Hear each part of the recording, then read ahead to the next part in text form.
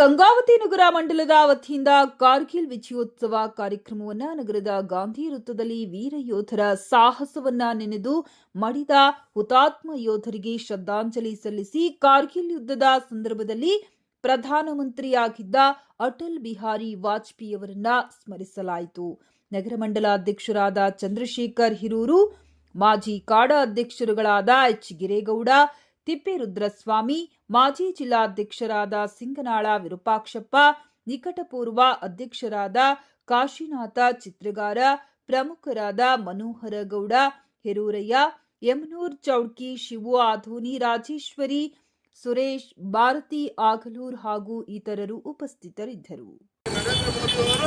ಕಳೆದ 11 ವರ್ಷದಿಂದ ಪಾಕಿಸ್ತಾನಕ್ಕೆ